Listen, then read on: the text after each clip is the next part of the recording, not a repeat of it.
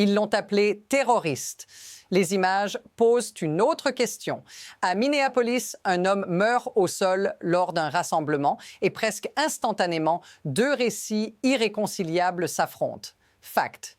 Selon les autorités fédérales, un individu armé aurait menacé des agents, déclenchant des tirs dits défensifs. Fact. Selon la famille, Alex Jeffrey Prey, 37 ans, infirmier en soins intensifs au VA, aidait une femme aspergée de gaz lacrymogène quand il a été attaqué, plaqué au sol et abattu. Même lieu, même minute. Deux réalités. Voici le paradoxe. Plus les versions sont tranchées, plus le doute s'élargit. Et ce doute vous concerne, parce que si une identité peut être fixée avant même que les faits ne soient examinés publiquement, alors la ligne entre protection et accusation devient dangereusement floue. Inférence. Le vrai combat ne porte pas encore sur ce qui s'est passé, mais sur qui contrôle l'histoire. Et regardez bien la chronologie, car c'est là que tout commence à basculer. Ce qui est présenté aujourd'hui comme un incident isolé ne l'est pas vraiment. Fact. Les déclarations officielles ne parlent pas d'une situation confuse ou d'une enquête en cours, mais d'un scénario déjà verrouillé. Un homme serait arrivé avec l'intention d'infliger un maximum de dégâts. En parallèle, fact, la famille décrit un infirmier venu manifester, détenteur légal d'une arme dissimulée, qui n'aurait jamais sorti son pistolet. Deux cadres narratifs opposés posés dès les premières heures. Mais voici la partie que peu de gens interrogent.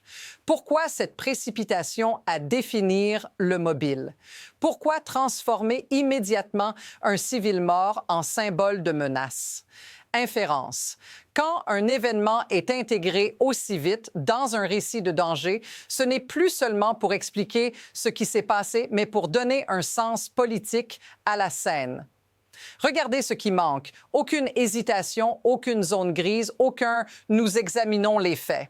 Ce n'est pas juste une question de Minneapolis, c'est une question de méthode.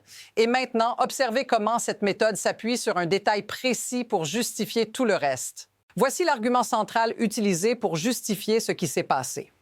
Fact, lors d'une conférence de presse, un responsable affirme qu'Alex Prey s'est approché avec un pistolet semi-automatique de 9 mm, que les agents ont tenté de le désarmer et que des tirs ont été effectués parce qu'ils craignaient pour leur vie.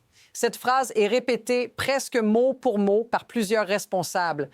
Même vocabulaire, même cadence, même conclusion. Mais maintenant, regardez le détail concret que la famille met en avant. Fact. Selon leur déclaration, des images montrent Alex avec un téléphone dans la main droite, la main gauche levée, sans arme visible, au moment où il est aspergé de gaz puis plaqué au sol. Ils affirment qu'il n'a jamais sorti son arme, qu'il possédait légalement. Deux descriptions physiques incompatibles d'une même scène. Alors, posez-vous la vraie question. Si l'arme était la clé de tout, pourquoi insiste-t-on autant sur sa présence, mais si peu sur son usage réel? Inférence. Quand un détail devient le pilier d'un récit, c'est souvent parce que tout le reste ne tient pas sans lui. Et c'est ici que l'histoire commence à s'intensifier. À ce stade, la situation ne se fige pas. Elle s'accélère. Fact. Dans les heures qui suivent, les autorités élargissent le cadre. Il n'est plus seulement question d'un homme tué lors d'une intervention, mais d'un terroriste domestique qui aurait voulu commettre un massacre. Le vocabulaire change et avec lui, la portée de l'événement.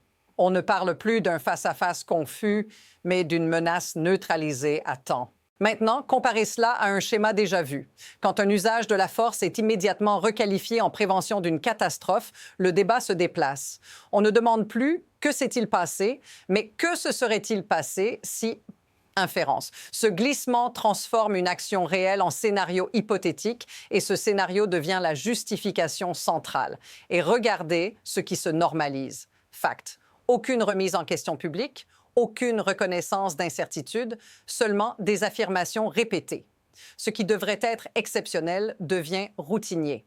La mort expliquée non par des faits établis, mais par une intention supposée. C'est là que l'histoire dépasse un individu. Parce que si cette logique s'installe, elle ouvre la porte à quelque chose de bien plus large. Puis arrive l'élément le plus lourd du dossier public. Fact. Lors de la même séquence médiatique, un responsable affirme que la victime avait 2 chargeurs contenant des dizaines de cartouches et aucune pièce d'identité, avant de conclure que cela ressemble à une personne venue pour infliger un maximum de dégâts. Cette phrase est ensuite reprise pour soutenir une qualification précise, terrorisme domestique. Le mot n'est pas suggéré, il est affirmé. Maintenant, observez la contradiction. Fact. Une autre déclaration reconnaît que l'homme possédait une licence légale de port d'armes. Fact.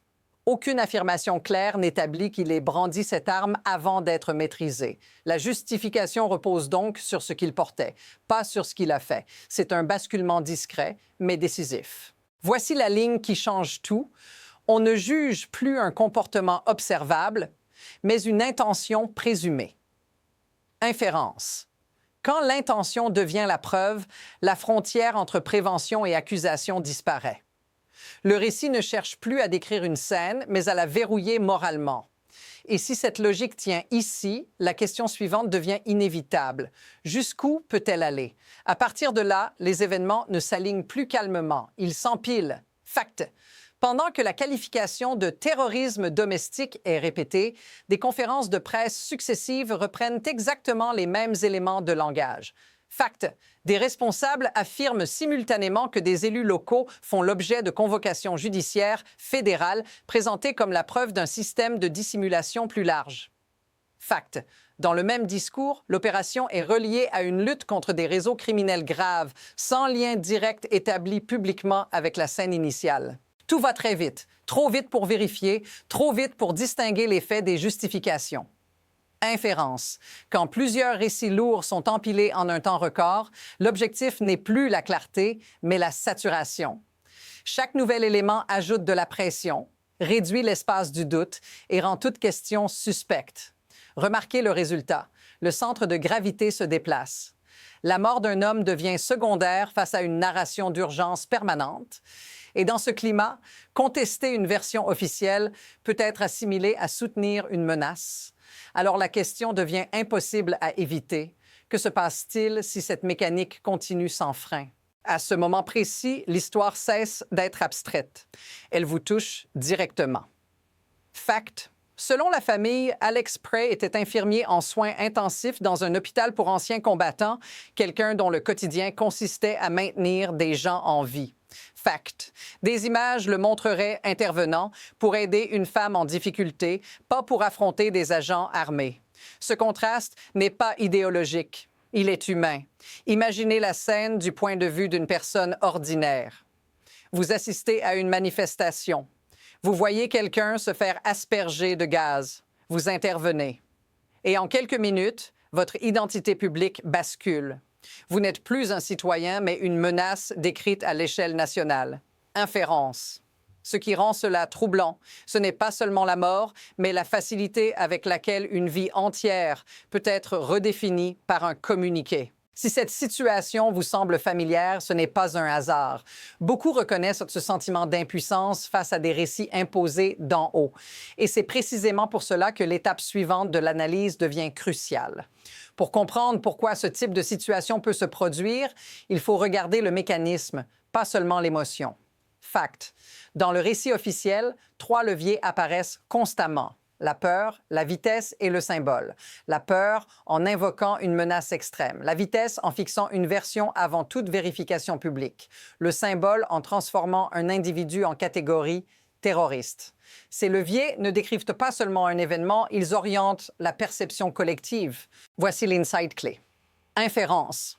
Dans les systèmes de pouvoir modernes, ce n'est pas la preuve qui crée l'autorité, mais la narration répétée sous pression. Plus un message est diffusé vite, plus il devient coûteux de le contester.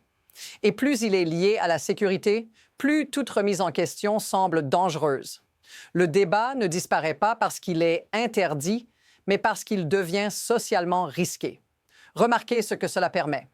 Une action controversée peut être absorbée par le système sans pause, sans examen public approfondi, simplement en étant intégrée à un récit plus large de menaces et d'urgences. Ce n'est pas spectaculaire, c'est efficace. Et une fois que ce mécanisme est enclenché, la vraie question n'est plus ce qui s'est passé hier, mais ce qui devient possible demain. À partir de ce point, deux trajectoires distinctes commencent à se dessiner. Fact.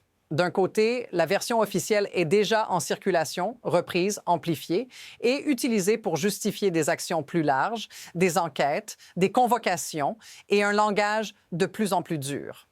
Une fois qu'un événement est classé comme terrorisme, il ne revient presque jamais en arrière dans l'espace public. Le récit avance, même si les zones d'ombre demeurent. De l'autre côté, fact.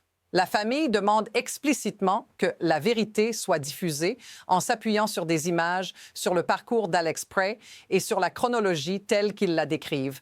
Ce chemin est plus lent, plus fragile et dépend de l'attention du public. Inférence. Dans ce type de confrontation, le temps devient une arme.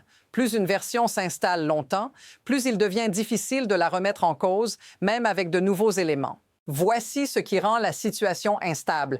Si de nouvelles images ou informations émergent, elles peuvent fissurer le récit dominant. Mais si rien ne change, la qualification initiale risque de devenir la seule mémoire collective de l'événement.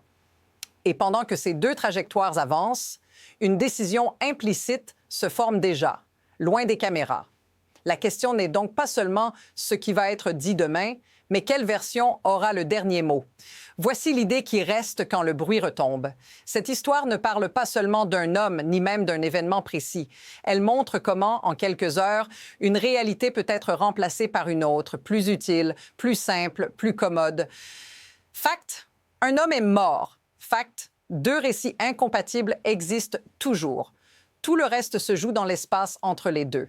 Inférence. Ce qui est vraiment en jeu, ce n'est pas la vérité immédiate, mais la vitesse à laquelle une version devient irréversible. Une fois qu'un mot est prononcé assez fort, assez tôt, il façonne la mémoire collective avant même que les questions aient le temps d'exister. Et quand cela arrive, l'enjeu dépasse largement un seul dossier. Reformuler toute cette affaire en une phrase, ce n'est pas seulement ce que l'on fait qui compte, mais ce que l'on dit que cela était. Et si cette mécanique fonctionne ici, elle peut fonctionner ailleurs, sur d'autres scènes, avec d'autres noms. C'est pour cela que cette histoire ne s'arrête pas aujourd'hui. Elle ouvre une boucle sur ce qui vient ensuite, sur ce que l'on acceptera comme normal demain. Si vous voulez suivre cette analyse jusqu'au bout, rester attentif à la suite devient essentiel. Souhaitez-vous que je continue avec une analyse plus profonde ou un prochain épisode lié à cette affaire?